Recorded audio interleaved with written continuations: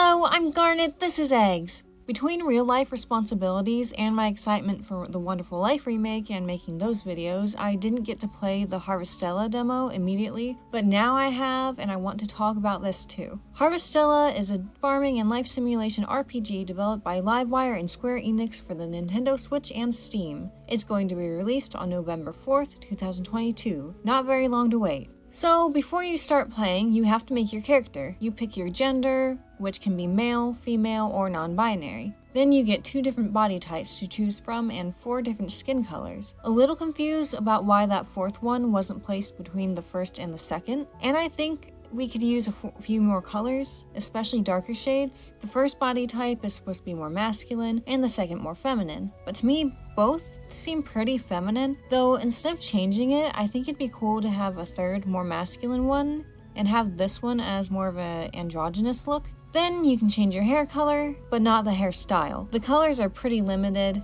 The more reddish one wasn't feeling very garnety to me, so I went with one more like my actual hair color. The thing is though, like 3 different ones could have passed for my actual hair color. I ended up with the default hair. I like the eye color options better, lots of good colors, very good red, nice. Then you have 2 voice options, deeper and higher. Give them a name and you're all done. Unfortunately, we don't get any clothing options. You wake up on the ground with a pretty fairy lady telling you some cryptic stuff about having to choose one world over the other. Yeah, sure, I can do that. You walk towards a big glowing thing that looks like lava just kind of froze in place while it was in the middle of bursting out or something. Then you wake up again and meet Cress, a doctor. You have amnesia, how very Rune Factory. You are outside during Quietus, the season of death that occurs between every normal season, that kills the crops and can kill people too. People stay inside their houses during Quietus. Cress doesn't have any room to take care of you,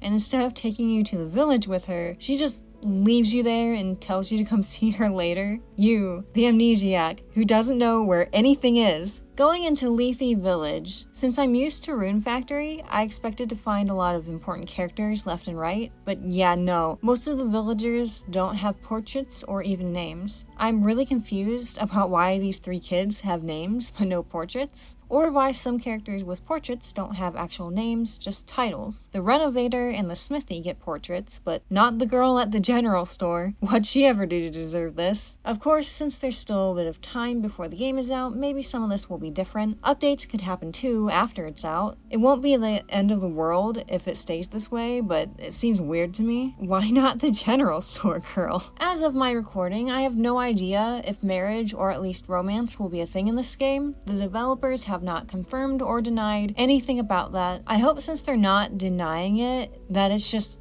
being saved as a surprise. But anyway, I was trying to figure out who might be our romance options, if that's a thing, based on who all have both names and portraits. I haven't met a lot of those so far. Oh yeah, that big red glowing thing is called a Seas Light. There's apparently more of these somewhere, and dust from them is the cause of Quietus. But they also power this thing they have in the village called a monolite, which protects the village somehow. I honestly can't say I completely understand all this, but I'm very interested, and it doesn't seem like the other characters completely understand how it all works either, so I'm not gonna worry my little amnesiac butt over being an expert quite yet.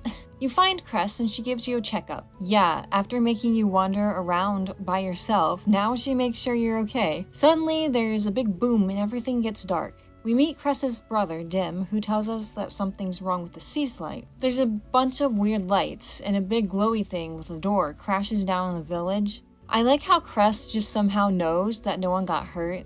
Like, how do you know there's not at least one body completely squashed under there? That thing looks like it might be hot too, like, that could have burnt someone to nothing. Anyhow, I go inside the door because I felt like it, I guess. No one liked that. Inside was a red armor-wearing figure collapsed on the ground. Cress tells me that's an omen, and they are bad.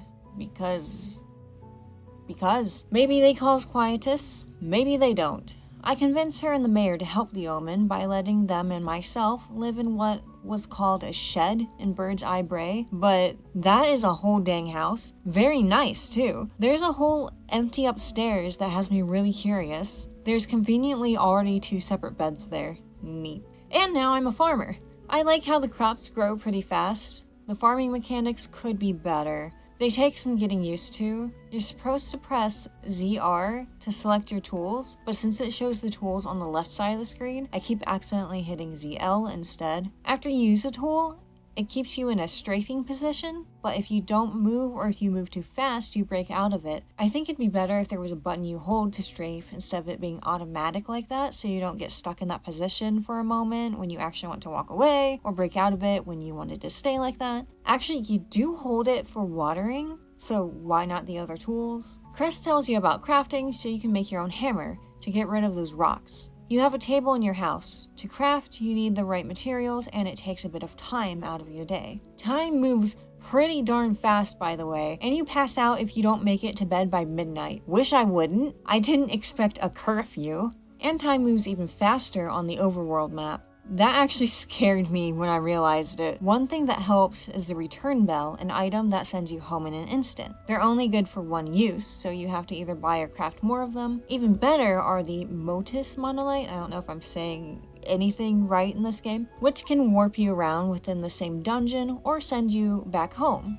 You can also use them to save your game if you want. The game will also automatically save when you go to sleep. I noticed that when you go to sleep, of course you get the money from that day, but it also showed my level going up. Back to the story, the Omen's armor is like a computer or something and deactivates itself, revealing a human girl. So I guess Omens don't look like people, cause yeah, everyone else was like, oh, it's a human, not an omen. When she wakes up, the girl tells us that she thinks she came from the future. And I heard her calling the sea slite a red queen. She doesn't know what omens are. Over a few days, we get to know more about her and learn that her name is Arya. Good name, I like her. But then she goes off towards the sea slite, I guess hoping to be able to go back home that way or something, and says her goodbye. Well, there's some kind of commotion, and this religious group that worship the sea slite is there, and they want to take away the monolite. I don't really understand. Since Cress is there, I tell her about Arya without letting those other people hear, and her going to the sea slite was a cause of alarm, so I decided to go after her. This is where chapter 1 ends. So the demo is actually more than just the first chapter. After you finish, you can keep playing until either you finish chapter 2 or you play to day 15, whichever comes first. And you will be able to transfer your save file from the demo to the actual game when it comes out. I decided to finish chapter 2. I probably shouldn't tell you a whole lot more about the story yet, at least not in as much detail as I have been. We do meet a couple of other characters, an omen called Dianthus and a unicorn called Unicorn. Good name. Dianthus teaches us to repair ladders for shortcuts and bridges. They both take some time. Fighting feels pretty good. Better than farming. It's simple, mainly just hitting Y over and over, but there are some special moves you can do, and you can change your job and unlock abilities that come with that job. You start out with Fighter, and then I also got Mage in the second chapter. Watch out for enemies called Fear, which are these huge versions of smaller monsters. The game wants you to avoid them, and I agree with that. They are scary. I imagine in the future we'll be strong enough to fight these ones. Two things I didn't do was get a fishing rod and the kitchen. I mean, the kitchen is there, but I can't use it. You will want to make sure you eat, so your stamina will refill automatically. You have like a stomach in this game, and you can do more things in one day with your stamina full. I just ate a bunch of stuff I found while foraging. So for characters with both names and portraits, we have Cress, Dim, Arya. By the way, I don't know if I'm pronouncing literally any characters right. Dianthus, and at the very end, there was another omen named Hydolancer. I don't know. So far, I really like Arya. I mean, the game kind of forced me to bond with her since we live together, but still, she's my favorite. Dianthus too. Dianthus is cool. The characters in the world are absolutely beautiful. Even though the customization was lacking, I still look pretty darn good, and you get a portrait of your character with the colors you selected, which is probably why the customization is so limited. It might be hard to make that many portraits. The lighting is lovely, so many nice little details on everything, and nighttime is great because there's glowing trees. By the way, I noticed these little orange or red trees marking the path you want to follow during chapter 2 so you don't get lost while you're not looking at the map. At least I think that's why they're there. Pretty big coincidence if not. I like the music, it's really fitting for the locations and events going on, very pleasant. So my overall thoughts, I'm definitely going to be buying this. I hope the farming gets improved before the full game is released. More customization for the player character would be nice too, but I'm very invested in the story already and the game looks and sounds so nice. The end of Chapter 2 showed my closeness with Arya going up by one of whatever that red gem is. So that's what keeps track of friendship, and it makes me hope even more for romance. I noticed how it was just Arya. I didn't really go out of my way to talk to any of the other characters, so I wonder if I could have increased it with anyone else, or if Arya was the only one for this chapter. I don't really know how that works yet. Even though there's some things I want fixed or added, I think I'll enjoy this game even if I don't get all of that. And I know there's things later on we'll be able to do that I'm looking forward to, like having pet monsters. I think you should also give this demo a try to see if it's for you or not. Seems like it's probably for me so far. I have a feeling I'll be recommending this game in the future, but we'll just have to wait and see about that. That's all for now. Let me know what you think in the comments, and I'll see you in the next video. Bye bye!